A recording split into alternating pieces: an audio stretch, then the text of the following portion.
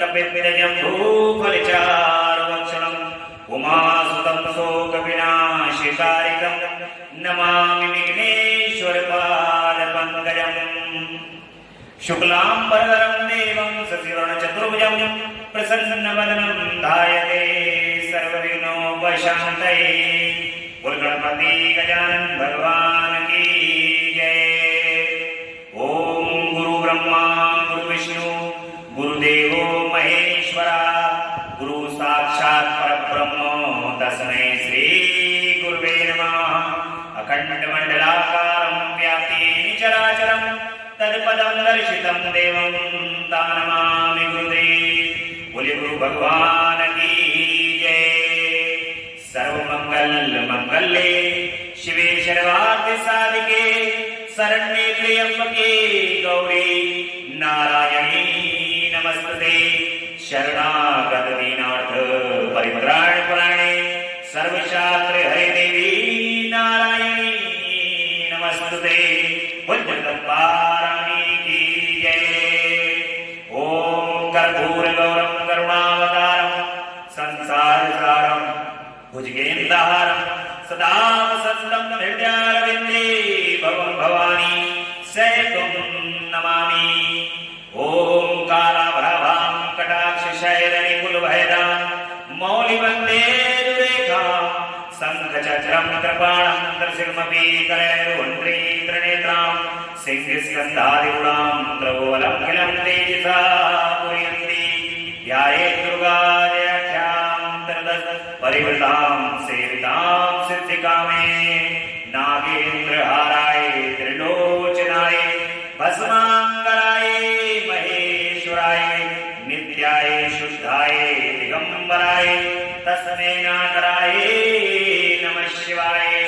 ओम नमः शिवाय ओम नमः शिवाय ओम नमः शिवाय।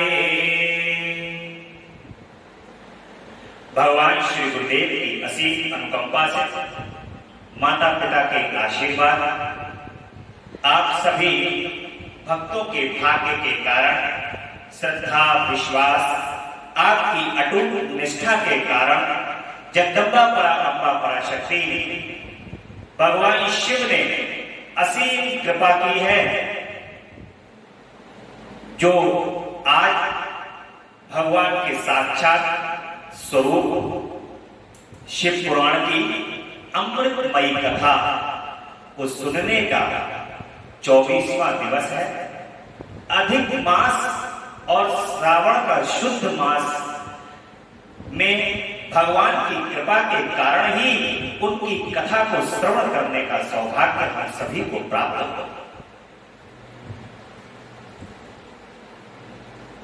भगवान जब कृपा करते हैं तब भगवान के भक्त प्राप्त होते हैं। कहते हैं कि भगवान की भक्ति का फल क्या है। जब आप भगवान की भक्ति करते हैं तो उसका फल क्या है। भगवान की भक्ति को का जो फल है वो भक्त है। और भक्त से मिलना क्या है। भक्त से मिलना, जब भक्त मिल जाते हैं तो भगवान की प्राप्ति होती है। भगवान भक्त से और भक्त भगवान के पूरक है, तो इसलिए सदैव भगवान के भक्तों का आसरा पकड़े रहे, भगवान के भक्तों का कुंडा पकड़े रहे, भगवान के दर्शन सहजता से प्राप्त हो। जिन पूजा पाठ की विधि, जब यज्ञ तप, ये इस संसार के अंदर व्यक्ति कुछ भी करने में असमर्थ हो जाता है, परंतु जो व्यक्ति भगवान के भक्तों की सानिध्यता में रहता है, भगवान के भक्तों के साथ रहते हैं, भगवान के भक्तों के साथ का अनुसरण करते हैं, उनको भगवान बड़ी सहजता से प्राप्त होते हैं। क्यों प्राप्त हो जाते हैं? भगवान सहजता से इसलिए प्राप्त हो जाते हैं क्योंकि वे सत्संग में निवास करते हैं। अगर आप भगवान के भक्तों के सानिध्यता में रहते हैं तो आपको सत्संग प्राप्त होगा। और ये सत्संग आपको भक्तों की सानिध्यता से ही प्राप्त होगा।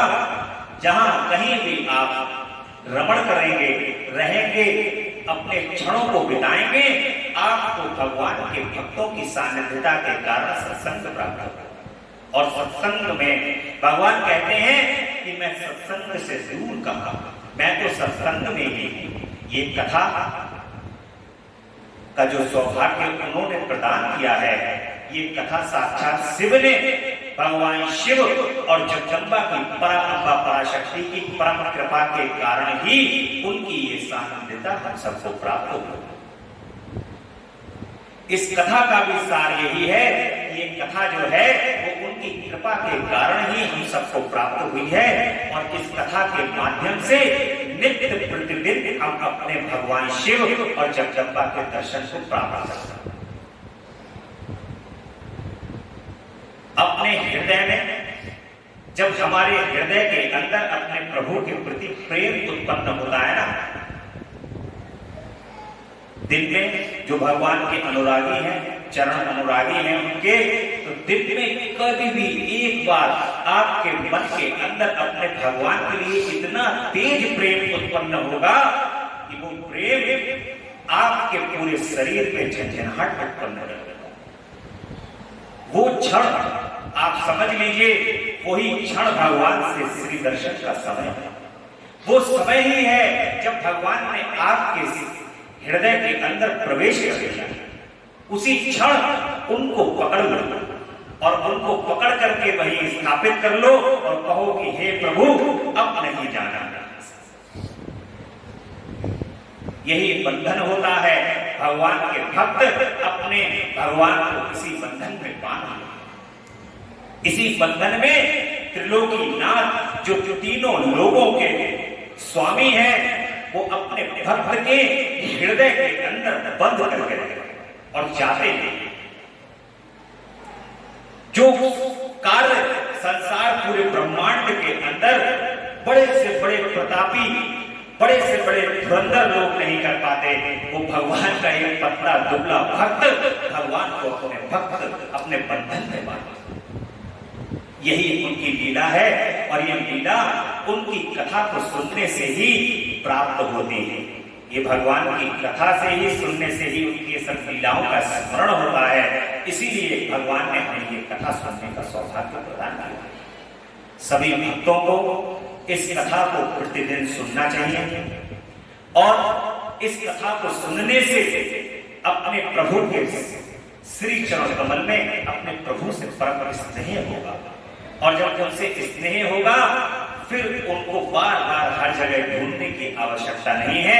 वे प्रभु आपके अंदर ही स्थापित है, कहीं अन्यथा जाने की आवश्यकता नहीं। इसीलिए इतने चर्चा, इतनी भगवान की भक्ति और भाव के लिए लोग भगवान के सत्संग का आसरा लेते हैं और उसी सत्संग के आश्रय से अपने जीवन को धन्य कर लेते हैं, अपने जीवन की नैया को पार लगा। बोली भक्तवत्सल भगवान की जय।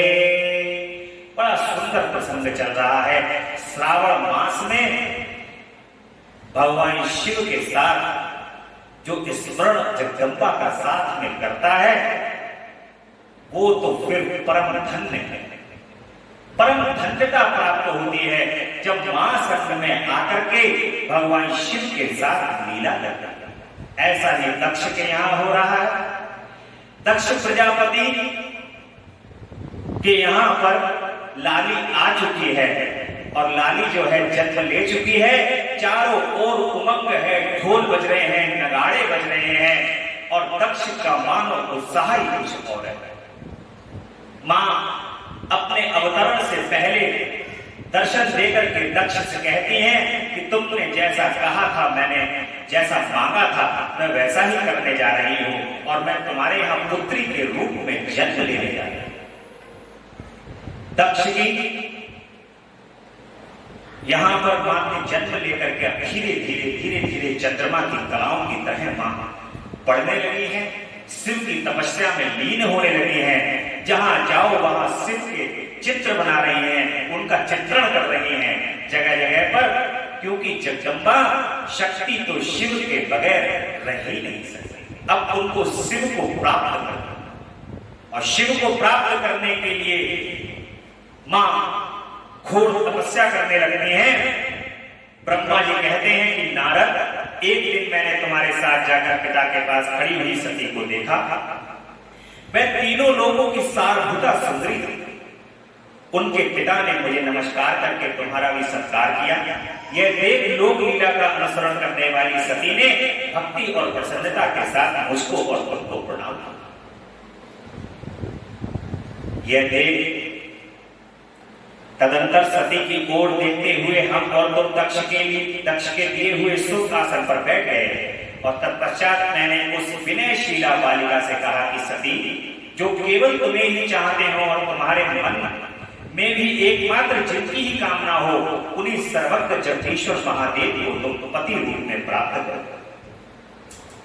शुभे, जो तुम्हारे सिवा दूसरी किसी स्त्री को पत्नी के रूप में ना तो ग्रहण कर सके और ना करते हैं और ना भविष्य में ही ग्रहण करेंगे, वे ही भगवान शिव तुम्हारे पति, वे तुम्हारे ही योग्य हैं, दूसरे के नहीं। नारद, सती से ऐसा कहकर मैं दक्ष के घर में देर तक ठहरा। फिर उनसे विदा ले मैं और तुम दोनों अपने अपने स्थान को चले गए। मेरी बात को सुनकर दक्ष को बड़ी प्रसन्नता हुई, उनकी सारी मानसिक चिंता दूर हो गई और उन्होंने अपनी पुत्री को परमेश्वरी समझकर गोद में बैठाया। इस प्रकार कुमारोचित सुंदर लीला बिहारी में सुशोभित होती हुई भक्त वत्सला माता, जो स्वेच्छा से मानव रूप धारण करके प्रकट हुई थी, कौमारावस्था पार कर गई, बाल्यावस्था बिताकर किंचित युवावस्था को प्राप्त हुई, और सती अत्यंत तेज एवं शोभा से संपूर्ण अंगों से मनोहर दिखाई देने लगी। लोकेश दक्ष ने देखा कि सती के शरीर में युवावस्था के लक्षण प्रकट होने लगे हैं। तब उनके मन में यह चिंता हुई कि मैं महादेव जी के साथ इनका विवाह कैसे करूं। सती स्वयं भी महादेव को पाने की प्रतिदिन अभिलाषा रखी थी, अतः पिता के मनोभाव को समझकर वे माता के निकट गई। विशाल बुद्धि वाली सती रूपणी परमेश्वरी शिवा ने अपने पिता माता पारिणी से भगवान शंकर की प्रसन्नता के निमित्त तपस्या करने के लिए आज्ञा दी। माता की आज्ञा मिल गई, अतः दृढ़ता पूर्वक व्रत का पालन करने वाली सती ने महेश्वर को पति रूप में प्राप्त करने के लिए अपने घर पर ही उनकी आराधना आरंभ। माता देखो जैसे एक शिक्षा प्रदान करती, माता से आज्ञा, माता अपनी माता से आज्ञा ले कि मैं भगवान शिव की तपस्या करने जा रही हूं। जैसे मानो की माता एक आज्ञा दे रही है। आपके यदि माता पिता यदि घर पर हैं, आप कोई धर्म का कार्य यदि करने जाते हैं, तो उस धर्म के कार्य के अंदर अपने माता पिता को अवश्य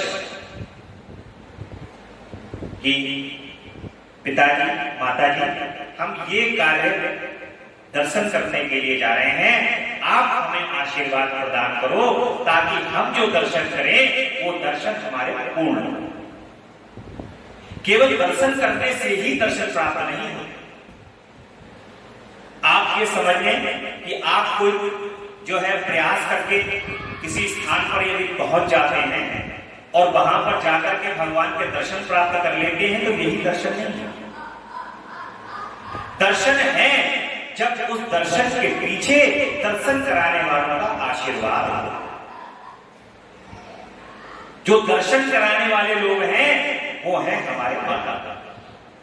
यदि हमारे माता पिता की सहमति के साथ और उसके अंदर यदि उनका आशीर्वाद भी हमारे साथ होगा तो हमारे दर्शन पूर्ण होंगे। ऐसा मानो मां ये जो है समस्त संसार को एक शिक्षा प्रदान कर रही है।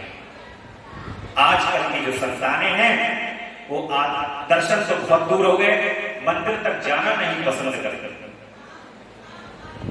परंतु मंदिर भी यदि जाएं तो अपने माता पिता को बता करके जाएं। यदि वे निकट हो तो उस समय पर अपने माता पिता को बोले कि हम दर्शन करने जा रहे हैं, पूजा करते हैं। ऐसा पुराणों के माध्यम से हमें शिक्षा प्राप्त हो रही है कि हमें अपने बड़ों का सम्मान अवश्य करना चाहिए। हमें अपने गुरुजनों का अपने माता पिता का सम्मान अवश्य करना चाहिए। जो व्यक्ति अपने केवल कोई भी कार्य नहीं करता इस संसार के अंदर, किसी भी तरीके के पुण्य के कार्य नहीं कर पाता, दान नहीं कर पाता, वो केवल और केवल एक कार्य यदि कर ले, अपने माता पिता की आज्ञा का ही यदि पालन कर ले, तो किसी भी प्रकार के दान पुण्य की कोई आवश्यकता नहीं, क्योंकि उनके आशीर्वाद से बढ़कर के इस संसार के अंदर दूसरा अन्यत्र कोई आशीर्वाद नहीं। उनका आशीर्वाद इस संसार के अंदर सबसे बड़ा आशीर्वाद है। इस बात को हृदय में सबको स्थापित कर लेना चाहिए। और आजकल के जो पुत्र और पुत्रियां हैं, उनके लिए तो खास तौर से ये गांठ बांध करके अपने दिल के अंदर रख लें कि जिस रास्ते पर वो चल रहे हैं वो रास्ता अधर्म का रास्ता। अपने घर पर सभी बातों को अन्यत्र छुपा करके और माता पिता से सब प्रकार के झूठ बोल करके कार्य करने से अधर्म का रास्ता ही है। क्योंकि धर्म तो घर में बैठा हुआ है, यदि धर्म के साथ आपने धोखा किया तो आपका ये सबसे बड़ा अधर्म होगा। साक्षात स्वरूप के शरीर को लेकर के इस शरीर के अंदर विराजित माता पिता से यदि आपने छल कर दिया तो फिर इस संसार के अंदर कोई वस्तु नहीं बची। तो माता जो है महादेव को पाने के लिए प्रतिदिन अभिलाषा करती हैं और अपनी माता से तपस्या के बारे में पूछती हैं। माता से जब आज्ञा मिल जाती है तो दृढ़ता पूर्वक व्रत का पालन करने वाली सती ने महेश्वर को पति के रूप में प्राप्त करने के लिए अपने घर पर ही उनकी आराधना आरंभ की। एक चीज और भी है, वो ये कि कोई भी पूजन यदि है तो वो पूजन सबसे पहले आपके अपने घर से ही प्रारंभ होगा। आप यदि अपने घर से ही याद करते हुए यदि प्रभु को चलोगे, तब ही आप मंदिर तक उनको याद कर पाओगे। एकदम यदि सोचोगे कि यहीं से याद कर लें तो संभव नहीं। जो व्यक्ति घर से ही भगवान को याद करता हुआ, उनका पूजन करता हुआ चलता है, तो वो मंदिर में भी उन्हीं को प्राप्त करता है। अश्विनी मास में नंदा प्रतिपदा, षष्ठी और एकादशी तिथियों में उन्होंने भक्ति पूर्वक गुड़, भात और नमक चढ़ाकर भगवान शिव का पूजन किया और नमस्कार करके उसी नियम के साथ उस मास को व्यतीत किया। कार्तिक मास की चतुर्दशी को सजाकर रखे हुए मालपुओं और खीर से भगवान शिव की आराधना करके वे निरंतर उनका चिंतन करते हैं। भगवान शिव को खीर बहुत पसंद है। भगवान शिव को जो श्रावण मास में खीर का भोग लगाता है, भगवान को खीर को खा करके अति प्रसन्न होता है। और भगवान को पुए भी बहुत पसंद है, मालपुए। और भगवान शिव का जो मालपुए का भोग लगता है और खीर का भोग लगता है, भगवान को अति प्रसन्नता प्राप्त होती है। माँ भी ऐसा ही कर रही है। देखो, माँ जैसे ये सब करके हमें बता रही है, माँ से बेहतर कोई नहीं जानता होगा कि भगवान शिव को क्या पसंद है। मां से बेहतर कोई जानता होगा। तो जगदम्बा ये भगवान शिव को खीर और मालपुए का भोग लगाकर समस्त संसार को बता रही हैं कि शिव को यदि खीर और मालपुए का भोग लगेगा तो भगवान शिव अपने आप को रोक नहीं पाता, शीघ्र अति शीघ्र कृपा कर देते हैं और खीर जैसा जीवन बना देते हैं। जैसे खीर होती है ना, रोज खीर खाने वाला बना देते हैं। खीर को बड़ा शौक माना जाता है, इसलिए खीर रोज खीर जैसा उसका जीवन कर देंगे, रोज खीर खाने को मिलेगी। क्योंकि भगवान प्रसन्न होंगे, तुम पर कृपा करेंगे। तुम सोचोगे भगवान ने कृपा करी, खीर खाई तो कृपा करी, आज फिर से खीर खिलाओ, तो तुम बार बार खीर खिलाओगे, रोज खीर खिलाने वाला बना देंगे तुम्हें। ऐसे हो जाओगे कि तुम 24 घंटे उनको सोचोगे कि खीर खिलाएंगे। प्रसन्नता किस कैसे होगी? हृदय को खिलाओगे, भगवान को अच्छा लगेगा तो तुम्हारे हृदय में प्रसन्नता होगी। तुम कहोगे यार उस दिन खीर खिलाई, बड़ा अच्छा लगा, आज फिर खिलाओ। तो रोज रोज तुम यही करने लगोगे इसलिए भगवान खीर को और मालपुओं को खाकर के बड़ा प्रसन्न होते हैं। निरंतर उनका चिंतन करने माता लगती हैं। उनको खीर खिलाकर और मालपुए खिलाकर मार्गशीर्ष मास के कृष्ण पक्ष की अष्टमी तिथि को तिल, जौ और चावल से हर की पूजा करते हैं।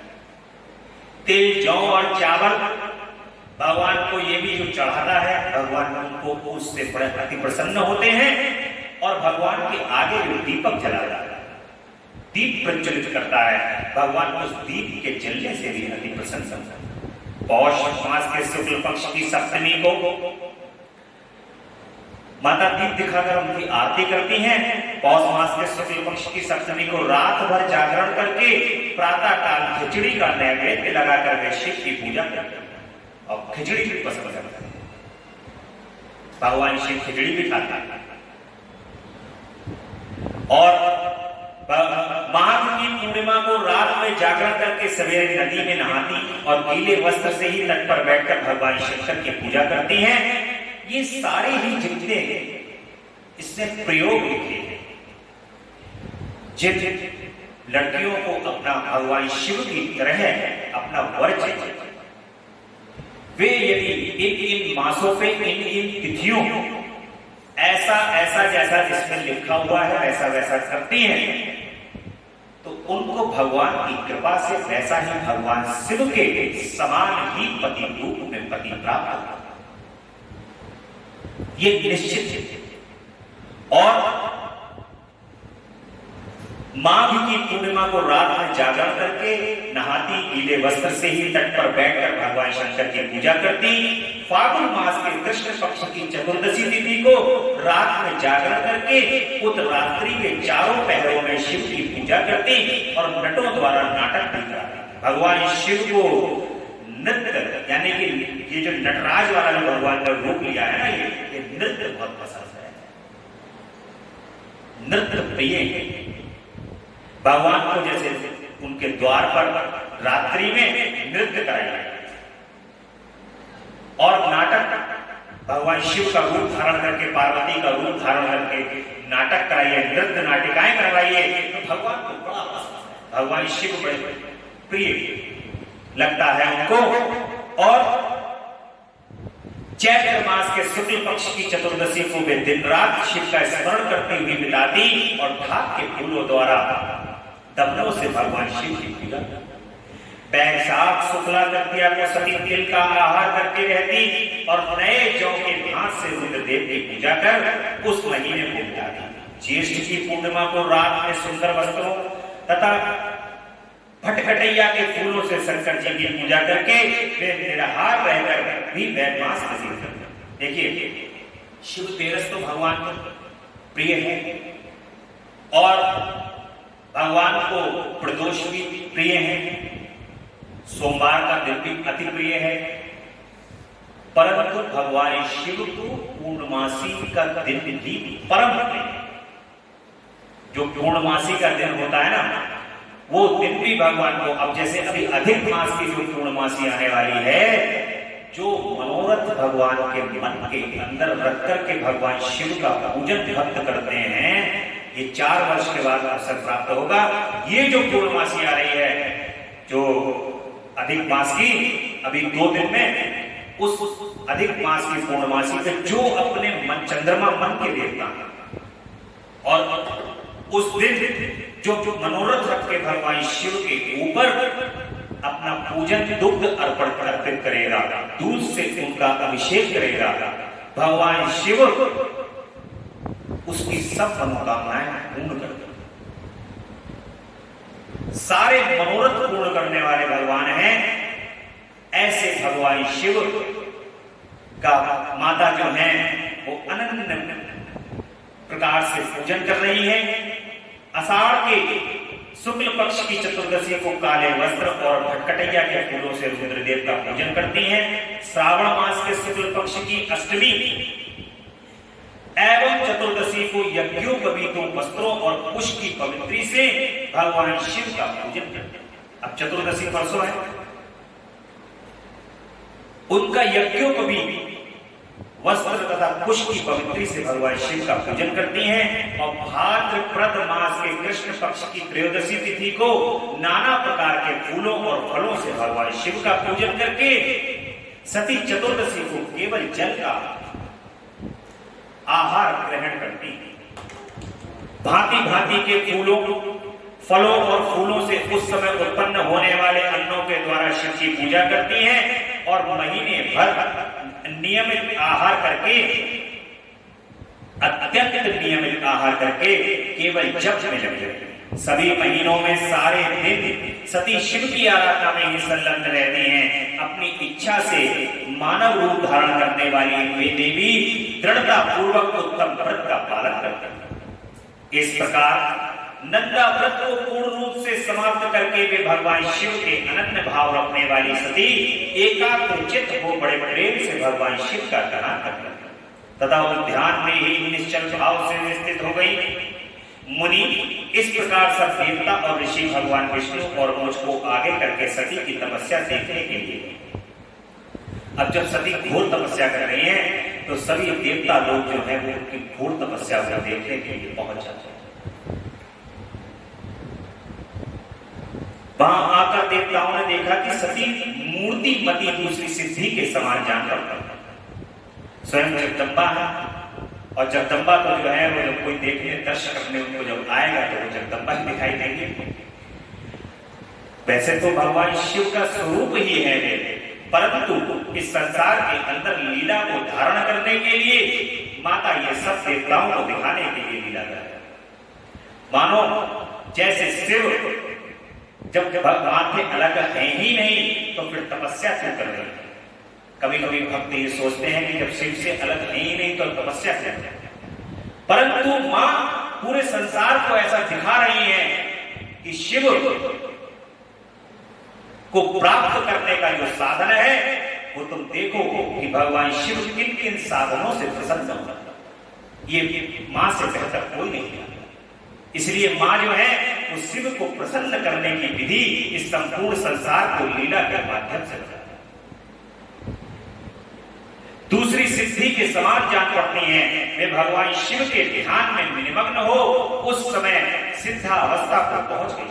समस्त देवताओं ने बड़ी प्रसन्नता के साथ वहां दोनों हाथ जोड़कर माता सती को नमस्कार किया। मुनियों ने भी मस्तक झुकाए तथा श्री हरि आदि ने मन में ही प्रीति उमड़ाई। श्री विष्णु आदि सब देवता और मुनि आश्चर्यचकित हो माता सती की तपस्या की भूरी भूरी प्रशंसा करते। फिर देवी को प्रणाम करके वे देवता और मुनि तुरंत ही गिरिश्रेष्ठ कैलाश को गए, जो भगवान शिव को बहुत ही प्रिय है। सावित्री के साथ मैं और लक्ष्मी के साथ भगवान वासुदेव भी प्रसन्नता पूर्वक महादेव के निकट वहां जाकर भगवान शिव को देखते ही बड़े प्रेम से प्रणाम करके सब देवताओं ने दोनों हाथ जोड़कर विनीत भाव से नाना प्रकार के स्तोत्रों द्वारा उनकी स्तुति करके अंत में कहा कि प्रभु आपकी सतो रज और तम नाम जो तीन शक्तियां हैं उनके राग आदि वेद असह्य है। वेद त्रयी अथवा लोक त्रयी आपका स्वरूप है। आप शरणागतों के पालक तथा आपकी शक्ति बहुत बड़ी है, उसकी कहीं कोई सीमा नहीं। आपको नमस्कार है हे दुर्गापते। आपकी जिनकी इंद्रियां दुष्ट हैं बस में नहीं हो पाती उनके लिए आपकी प्राप्ति का मार्ग सुलभ नहीं है। आप सदा भक्तों के उद्धार में तत्पर रहते हैं। आपका तेज छिपा हुआ है। आपको नमस्कार है। आपकी माया शक्ति रूपा जो अहम बुद्धि है उससे मूढ़ बुद्धि जीव अपने स्वरूप को नहीं जान पाता। आपकी महिमा का पार पाना अत्यंत कठिन है। आप महाप्रभु को मस्तक झुकाते। ब्रह्मा जी कहते हैं कि नारद इस प्रकार महादेव की स्तुति करके श्री विष्णु आदि सब देवता उत्तम भक्ति भाव से मस्तक झुकाए हुए प्रभु शिव के आगे चुपचाप जाते। ब्रह्मा जी का रुद्रदेव से सती के साथ विवाह करने का अनुरोध ब्रह्मा जी कहते हैं भगवान शिव से। ब्रह्मा जी कहते हैं कि श्री विष्णु आदि देवताओं द्वारा की हुई उस स्थिति को सुनकर के सबकी उत्पत्ति के हेतु भगवान शंकर बड़े प्रसन्न हुए और जोर शोर से हंसने लगे। मुझ ब्रह्मा और विष्णु को अपनी पत्नी के साथ आया हुआ देव महादेव ने हम लोगों से यथोचित वार्तालाप किया और भगवान रुद्र कहते हैं कि हे हरे, हे विधे, हे देवताओं और महर्षियों, आज निर्भय होकर यहाँ अपने आने का ठीक ठीक कारण तुम लोग देखो। अभी तक क्या था? अभी तक भगवान शिव के पास जब तक शक्ति नहीं थी तब तक सब लोग माता नहीं है, बराबर पे माता विराजित नहीं हो रही थी संसार के हिसाब से। तो ये देवता भी भगवान शिव के पास आने से डरा करते, ये देवता भगवान शिव के पास डर के मारे आते नहीं। तो भगवान कह रहे हैं कि निर्भय होकर आने का क्या कारण है? क्योंकि शक्ति जो है वो आने को उद्धत है। शक्ति ने प्रेरणा की है कि तुम सब जाओ, और इनके मन के अंदर जो शक्ति उत्पन्न हुई है तो ये भगवान शिव के सामने आने से भी नहीं घबरा रहे, क्योंकि शक्ति ने कहा है कि तुम जाओ और शिव के पास जाकर के ये संदेश पहुंचाओ कि अब शक्ति जो है वो शिव के साथ संलग्न होने वाली है। तो ये देवताओं के मन का जो भय है वो भी अब भय नहीं है, वो भय भी भगवान से प्रार्थना कर रहा है, और भगवान के पास निर्भय होकर के आकर के ये भगवान से प्रार्थना कर रहे हैं कि हे प्रभु, मां को अब अपने बराबर में स्थापित कर। भगवान कह रहे हैं कि ये तुम्हारा क्या है, जो तुम कारण बताओ, तुम लोग किस लिए यहाँ आए हो और कौन सा कार्य आ पड़ा है, वह सब मैं सुनना चाहता हूं, क्योंकि तुम्हारे द्वारा की गई स्तुति से मेरा मन बहुत प्रसन्न है। मुनि महादेव के इस प्रकार पूछने पर भगवान विष्णु की आज्ञा से मैंने वार्तालाप आरंभ की।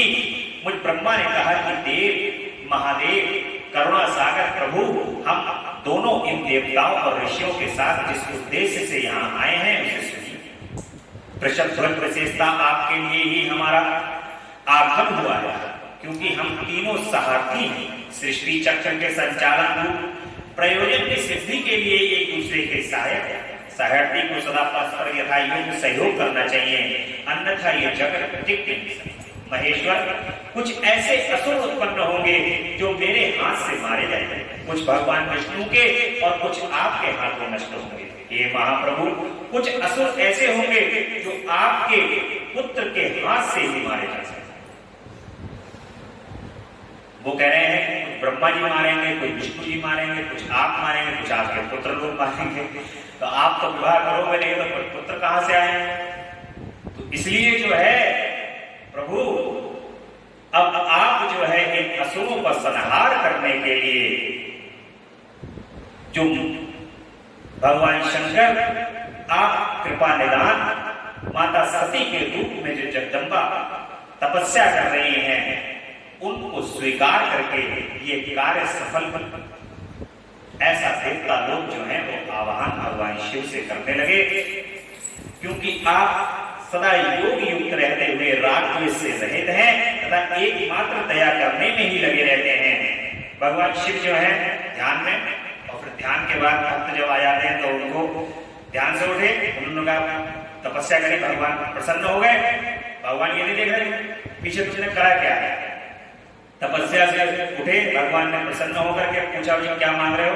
भक्त ने कहा प्रभु, हमें अपनी प्रेरणकर कार्य अग्नि दे दे। भगवान बोले तथास्तु। प्रभु ऐसा करो, हमें अमर करो। भगवान कह रहे हैं तथास्तु, क्योंकि वो तो ये देख ही नहीं रहे हैं कि राग और द्वेष से बिल्कुल अलग है। राग और द्वेष तो वो देख ही नहीं रहे, इसलिए एकदम बड़े प्रसन्न होकर के भगवान जो है वो वरदान दे देते हैं, और एक क्षण नहीं लगाते, एक सेकंड नहीं लगाते वरदान देते। ऐसा देवता लोग कह रहे हैं कि प्रभु, यदि वे असुर भी आराधित आपकी दया से अनुग्रहित होते रहे तो सृष्टि का पालन का कार्य कैसे चल सकता है? वो असुर लोग भी जो है आते हैं, वरदान तपस्या करते हैं, आपसे वरदान मांगते हैं, आप दे देते हैं। अब ऐसे सृष्टि कैसे चल पाएगी? सृष्टि ऐसे तो चल नहीं पाएगी। असुर भी बलवान, देवता भी बलवान, कभी देवता हार गया स्वर्ग में कब जाता, तो ये चलता ही रहेगा। उपयुक्त कार्य करने के लिए उद्धत रहना चाहिए। यदि सृष्टि पालन और संहार रूप कर्म ना करने हो तब तो हमने माया से जो भिन्न भिन्न शरीर धारण किए हैं उनकी कोई उपयोगिता अथवा औचित्य रहेगा ही नहीं। कह रहे हैं प्रभु इनका कोई औचित्य नहीं रहेगा अगर ऐसे करोगे। और वास्तव में हम तीनों एक ही हैं, कार्य के भेद से भिन्न देह धारण करके स्थित हैं। यदि कार्य भेद न सिद्ध हो तथा तो हमारे रूप का भेद कोई प्रयोजन ही नहीं हो। हे देव, एक ही परमात्मा परमेश्वर तीन रूपों में अभिव्यक्त हुए हैं। इस रूप भेदों से उनकी अपनी माया ही कारण। कह रहे प्रभु एक को आपने सृष्टि रचाने का कार्य दिया है, एक को पालन करने का कार्य दिया है, एक रुद्र के रूप में प्रकट होकर के संहार का कार्य दिया है। ये काम कैसे होगा प्रभु? ये काम कैसे हो पाएगा? जब ये काम हो नहीं पाएगा तो प्रभु कृपया करके अब माता को अपने संग में ले लो, समझाती रहेगी तो कम से कम तुम्हें रोके तो रहेगी। जब मां संग में आ जाएगी तो तुम अंधाधुंध जो है जो कर रहे हो वो नहीं कर पाओगे। माता को संग में लाने के लिए का कारण जो है वो दोनों ही देव जो है वो कहते हैं कि हम स्वरूप तो तीनों एक ही हैं, परंतु हम लोगों के कार्य विभक्त होकर के अलग अलग हो गए हैं। और सृष्टि की संरचना करना तो कैसे होगा? अगर ऐसा करेंगे तो सृष्टि की संरचना फिर कैसे होगी? वे लीला के उद्देश्य से ये सृष्टि आदि कार्य करते हैं। भगवान श्री हरि उनके बाएं अंग से प्रकट हुए, मैं ब्रह्मा उनके दाएं अंग से प्रकट हुआ। आप रुद्र उनके सदाशिव के हृदय से आविर्भूत, अतः आप ही शिव के पूर्ण रूप हैं। हे प्रभु, इस प्रकार अभिन्न रूप होते हुए भी हम तीनों रूपों में प्रकट हैं। सनातन देव, हम तीनों उन्हीं भगवान सदाशिव और शिवा के पुत्र हैं। भगवान शिव महादेव जिनको बोल रहे हैं और शिवा के ये तीनों ही पुत्र हैं। कह रहे हैं हम तीनों उन्हीं के पुत्र हैं। ये हम कार्य कैसे करेंगे? इस यथार्थ तत्व का आप हृदय से अनुभव करिए। भगवान से कहते हैं कि ये यथार्थ सत्य है और इस यथार्थ सत्य का अपने हृदय के अंदर अनुभव करो प्रभु, और सृष्टि की आगे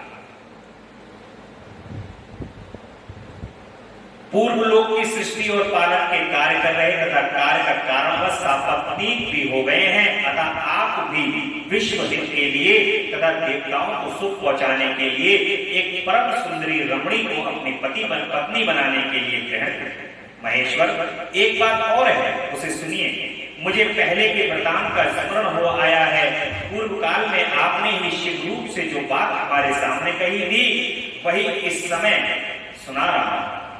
आपने कहा था कि ब्रह्मा, मेरा ऐसा ही उत्तम रूप तुम्हारे अंग विशेष ललाट से प्रकट होगा जिसकी लोक में रुद्र नाम से प्रसिद्धि होगी। तुम ब्रह्मा सृष्टिकर्ता हो गए, श्री हरि जगत का पालन करने वाले हुए, और मैं सगुण रुद्र रूप होकर संहार करने वाला। एक स्त्री के साथ विवाह करके लोक के उत्तम कार्य की सिद्धि करूंगा। अपनी कही हुई इस बात को याद करके आप अपनी ही पूर्ण प्रतिज्ञा को पूर्ण करें। हे स्वामी, आपका ये आदेश है कि मैं सृष्टि करूं, श्री हरि पालन करें और आप स्वयं संहार के हेतु बनकर प्रकट करें। सो आप साक्षात शिव ही संहारकर्ता के रूप में प्रकट हुए हैं। आपके बिना हम दोनों अपना अपना कार्य करने में समर्थ नहीं। अतः आप एक ऐसी कामनी को स्वीकार करें जो लोक हित के कार्य में तत्पर रहे। शंभु, जैसे लक्ष्मी भगवान विष्णु की, सावित्री मेरी सहधर्मिणी है, उसी प्रकार आप इस समय अपनी जीवन सहचारी प्राण वल्लभा को ग्रहण करें। मेरी ये बात सुनकर लोकेश्वर महादेव के मुख पर मुस्कुराहट तोड़ गई। वे श्रीहरि के सामने मुझसे इस प्रकार बोले कि ब्रह्मा, हरे, तुम दोनों मुझे सदा ही अत्यंत प्रिय हो। तुम दोनों को देखकर मुझे बड़ा आनंद मिलता है। तुम लोग समस्त देवताओं में श्रेष्ठ एवं त्रिलोकी के स्वामी हो।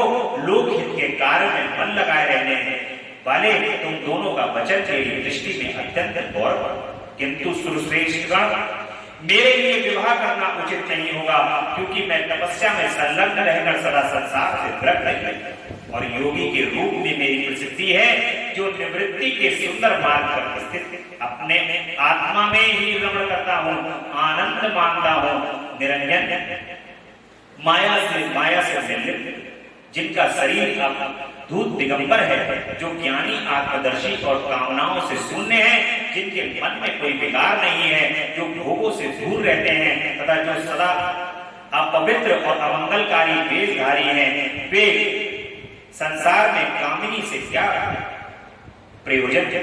ये इस समय मुझे बताओ तो सही। मुझे तो सदा केवल योग में लगे रहने पर ही आनंद आता।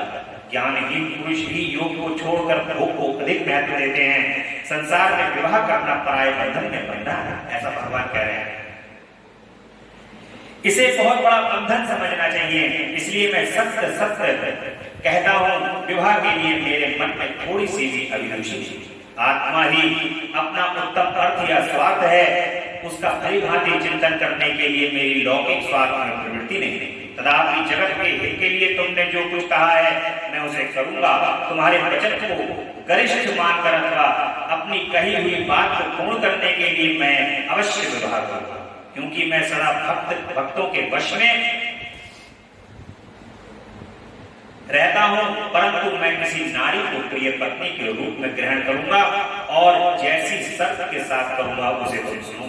हे हरि, हे ब्रह्मा, मैं जो कुछ कहता हूं वह सर्वदा उचित ही है। जो नारी मेरे तेज को विभाग पूर्वक ग्रहण कर सके, जो योगिनी तथा इच्छानुसार रूप धारण करने वाली हो, उसी को तुम पत्नी बनाने के लिए मुझे बताओ। जब मैं योग में तत्पर रहूं तब उसे भी योगिनी बनकर रहना होगा, और जब मैं कामासक्त हूं तब उसे भी कामिनी के रूप में मेरे पास रहना होगा। वेद वेदता विद्वान जिन्हें अविनाशी बतलाते हैं, उन्हें ज्योति स्वरूप सनातन शिव का मैं सदा चिंतन करता हूं। हे ब्रह्मा, उन सदाशिव के चिंतन में मैं न लगा हूं, तभी उस कामिनी के साथ मैं समागम कर सकता हूं। जो मेरे शिव चिंतन में विघ्न डालने वाली होगी, वह जीवित नहीं रह सकती। उसे अपने जीवन से हाथ धोना। तुम विष्णु और मैं तीनों ही ब्रह्म स्वरूप शिव के अंशभूत हैं, अतः महाभागगण हमारे लिए उसका निरंतर चिंतन करना ही उचित है। कमलासन उनके चिंतन के लिए मैं बिना विवाह के भी रहूंगा, किंतु उनका चिंतन छोड़कर विवाह नहीं करूंगा। अतः तुम मुझे ऐसी पत्नी प्रदान करो जो सदा मेरे कर्म के अनुकूल चल सके। हे ब्रह्मा, उसमें भी मेरी एक और शर्त है, उसे तुम सुनो। यदि उस स्त्री का मुझ पर और मेरे वचन पर अविश्वास होगा तो मैं उसे त्याग दूंगा।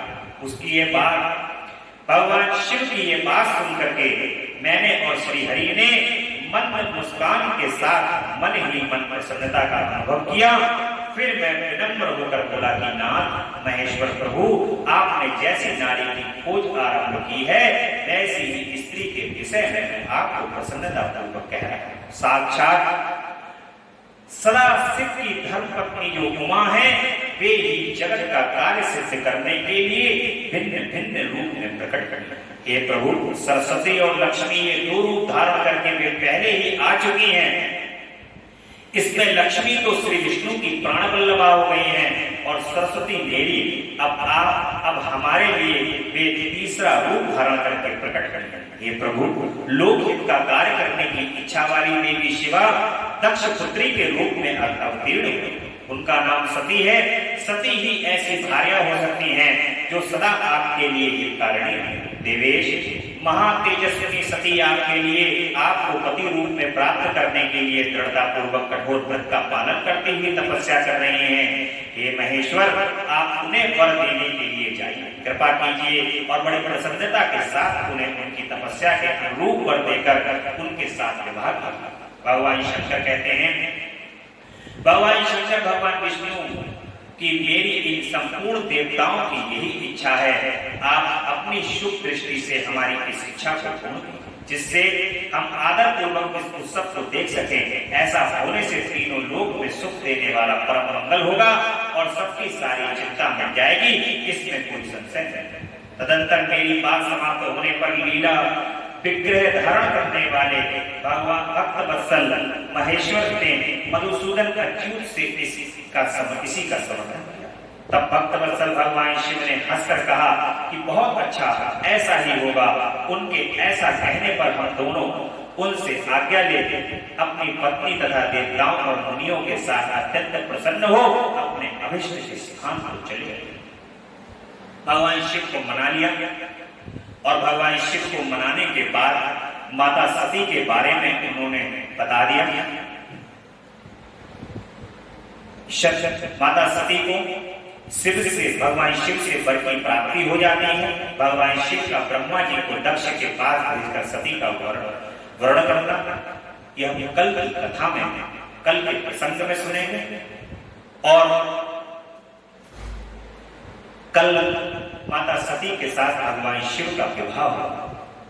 बड़ा सुंदर प्रसंग है, रविवार का दिन है और रविवार के दिन में प्रसन्नता पूर्वक सती के विवाह को समय से आकर के सुनना विवाह को, ताकि प्रसन्नता पूर्वक विवाह को सुनते हुए, आनंद लेते हुए माता सती की जय जयकार, भगवान शिव की जय जयकार करते हुए कल का बहुत सुंदर प्रसंग है। कल वो प्रसंग को हम करेंगे। बोले भक्त वत्सल भगवान की जय, जगदम्बा रानी की जय। तेरा पल पल बीता जाए, उनसे जप ले नमः शिवाय। तेरा पल पल बीता जाए, नमः शिवाय। ओम नमः शिवाय, ओम नमः शिवाय, ओम नमः शिवाय, ओम नमः शिवाय। मुसाफिरी जब होगी, चलने की मजबूरी होगी। मुसाफिरी जब पूरी होगी, चलने की मजबूरी होगी। अवसर खाली न जाए, तुमसे जप ले नमः शिवाय। तेरा अवसर खाली न जाए, तुमसे जप ले नमः शिवाय। ओम नमः शिवाय, ओम नमः शिवाय, ओम नमः शिवाय, ओम नमः शिवाय। नमः शिवाय, नमः शिवाय, नमः शिवाय, नमः शिवाय, नमः शिवाय, नमः शिवाय, नमः शिवाय, नमः शिवाय, नमः शिवाय, नमः शिवाय, नमः शिवाय, नमः शिवाय, नमः शिवाय, नमः शिवाय, नमः शिवाय। हर हर हर महादेव, हर हर हर महादेव। शिव शंभो